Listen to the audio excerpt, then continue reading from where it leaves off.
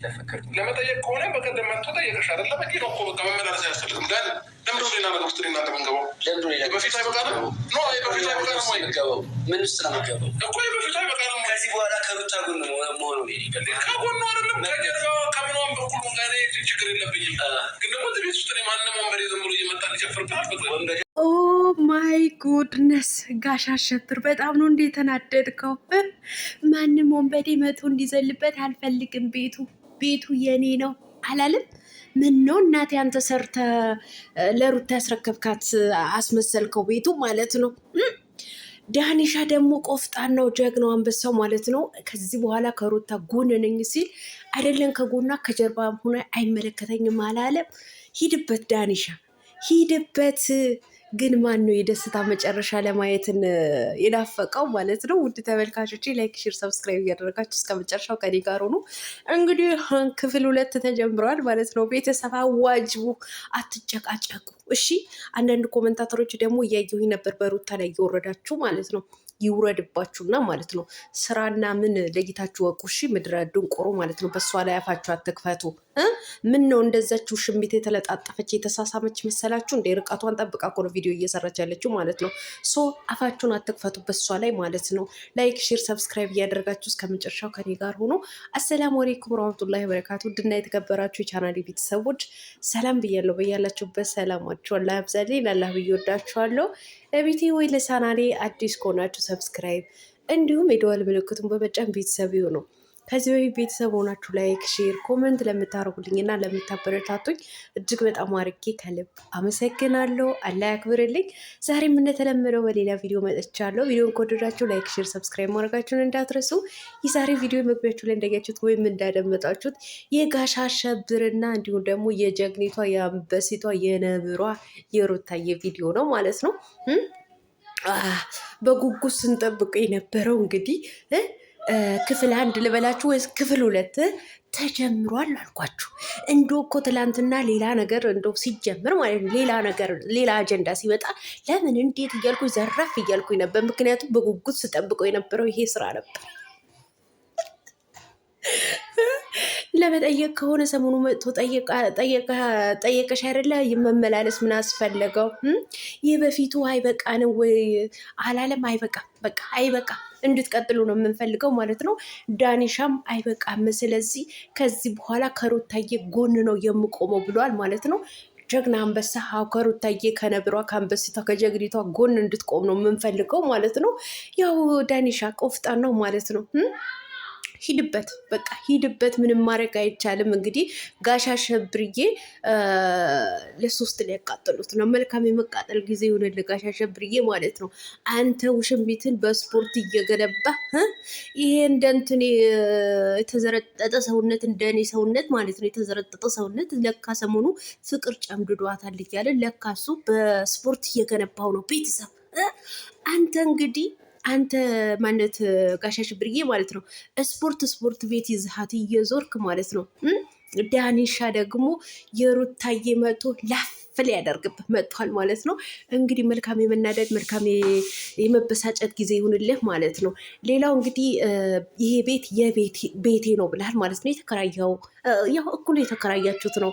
አንተም ሩታዬ ምን ነው እናቴ የጋሽዬ ቤት አስመሰልከው እኮ የጋሽዬ የአቶ ታደሰ ቤት አደረግከው እኮ ጋሽ አብርሃም ከዚህ በፊትን ስትናገር ነበረ። በቃ አብራችሁ የተከራያችሁት ቤት ነበረ።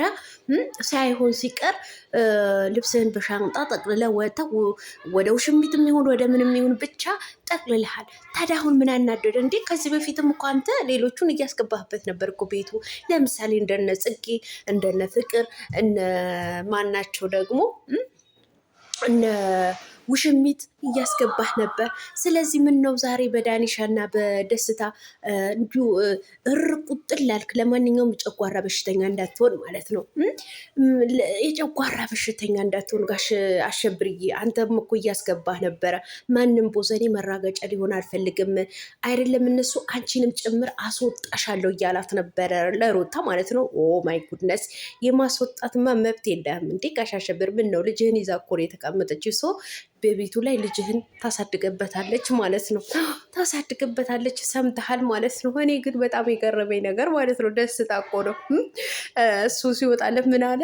በዚህ ነው እንደ ቀየርሽኝ፣ በጥሩ ሰው ብትቀይሪ ደግሞ ጥሩ ነበር አላለም? ኧረ ተው እንዴ ተረጋጋ። ደስታ ተው፣ እውነቴን ነው። አንዴ በካልቾ ካነጠረ ይውለ ሰማይ ወጥተ ምድር ላይ ነው ማለት ሰማይ ወጥተ መሬት ላይ ነው የምትወድቀው ማለት ነው። ስለዚህ ከጋሽ ዳኒ ጋር አትወዳደር። ስለዚህ ሩታዬ ደግሞ ከአንተ ጋር ፍቅር አልጀመረችም፣ በቃ አልጀመረችም። ስለዚህ ኖርማል ጓደኝነት ነበረ፣ በቃ ተቋጨ። ምን ነው በግድ ከኔ ጋር ካልሆንሽ የኔ ፍቅረኛ ካልሆንሽ አልክ? ፍቅር በግዴታ እኮ የለም። የሰው ልጅ ሲወድ እንጂ ሲያፈቅር እንጂ በግዴታ የለም። ምን ነው በግድ ሙጭጭ ካላልኩ አልክ እንዴ? ካላልኩ አልክ ደስታ። ለማንኛውም እንግዲህ ቆፍጠን በል፣ ችግር የለውም። አሁን ከዳኒሻ ጋር ነው እየተያያዝክ ያለኸው። እንትና ጋሽ አሸብር ውጣ በቃ ምናምን ብሎ ሊያስወጣ ሲለው እኔ ያልጨረስኩት ጉዳይ አለኝ አልወጣም አለ ማለት ነው። ሩታዬ እኔ ጀግና እኔ አንበሳ ማለት ነው። ሳቅ ይዟታል እኮ እናቴ፣ እንድትስቅ እኮ ትንሽ ነው የቀራት። እውነት አፏን እኮ በእጇን ይዘዋለች። አንዳንድ ዝርጥርጦች ማለት ነው። በመጀመሪያ ስራ ለይታችሁ ወቁ። እሺ ስራ ለይታችሁ ወቁ። እኔ እንደ ሄርሜላ ብትሆን ሩታ እንደ ሄርሜላ ብትለጣጠብ 35 ጊዜ እየሳመች እዛ ጉንጫቸውን አገጫቸውን እየሳመች እየጠራረገች ልክ እንደሷ ብትሆን ኖሮ እኔም ራሴ እቀየርባት ነበር። በሩታ ላይ ማለት ነው። ሰው ራሷን ጠብቃ ነው እየሰራች ያለችው ማለት ነው። በቃ ስራ ለይታችሁ ወቁ። ብዙዎቻችሁ በሩታ ላይ አፋችሁ ለመክፈትን አትሞክሩ። በቃ ስራ ነው ድራማ ነው ተብላችሁ ስንት ጊዜ ተነገራችሁ። እንዶ ጭንቅላት አእምሮ የሚባል ነገር የላችሁም እንዴ? አንድ አመት በሙሉ ለምን አንድ አመት ከምናምን በሙሉ ተጣልተው እንደዚህ እኝኝ እያሉ ቪዲዮ ክፍል በክፍል የሚለቁላችሁ ይመስላችሁ ነበር? ከተጣሉም እኮ ከተፋቱም ከተለያዩም የተለያይተው እሷም የራሷ ህይወት እሱም የራሱ ህይወት ይኖራል እንጂ በየጊዜው እየመጡ ቪዲዮ አይሰሩም ነበረ። ስለዚህ አንዳንዴ ስራ መሆኑን እወቁ። እኔ ስራ መሆኑን እያወቅኩ የምሰድባት ውሽሚትን ወይም ደግሞ ሄርሜላ የምትሰራቸው ስራዎች በጣም አስቀያሚና አስጠሊታ ስለሆነ በቃ ርቀቷን ጠብቃ ልክ እንደ ሩታ ከአብርሃን ጋር ቪዲዮ ብትሰራ ኖሮ እኔ ሄርሜላን አልሰድባትም፣ ምክንያቱም ስራ ነው። ግን እሷ ግን እየሰራች ያለችው 35 ጊዜ አገጩ ጉንጩን የአብርሃም እየሳመች አብርሃም እሷን እየሳመ እንደ ባልና ሚስት እኮ ነው የሚያደርጋቸው ማለት ነው። እውነቴን ነው የምላችሁ። እኔ ለዛ ነው የሚሰሩት ነገር በጣም አስጸያፊና አስቀያሚ ስራ ስለሆነ ነው እምሰድባቸው ማለት ነው። ስለዚህ አሁን ላይ ደግሞ ሩታ እየሰራቸው ያለችው ምንም የሚካበድና የሚጋነን ነገር አይደለም። እኛም መጥፎ ነገር ስትሰራ ዝም ብለን አናይም። በቃ አሁን ርቀቷን ጠብቃ እያያችሁ ነበረ። ነገረ ስራውን ለእሷም ራሱ ገርሟት ሳቋ መጥቶባት እንግዲህ አፏ በሁለት እጇ ነበር እየሸፈነች ያለችው ማለት ነው። ይህን እያያችሁ ይህን እየተረዳችሁ ሩታ ሸርሙጣ፣ ሩታ እንደዚህ 3 ወንዶች አጋደለች፣ 3 ወንዶች አተራመሰች። የሚያተራምስ በሽታ ያተራምሳችሁ ምድረ ተንከሲስ ሁላ ማለት ነው። አብዛኞቻችሁ ደግሞ ሴቶች ናችሁ የምትሳደቡ ማለት ነው። ስራ ነው በቃ ስራ ማለት ነው። ሰራችሁ ይውጣና ትስራ ትሂድበት። በቃ ጎበዝ እንደው አበረታታታለሁ። ሴት በመሆኗ ብቻ ልታበረታቷት ነው የሚገባው ማለት ነው።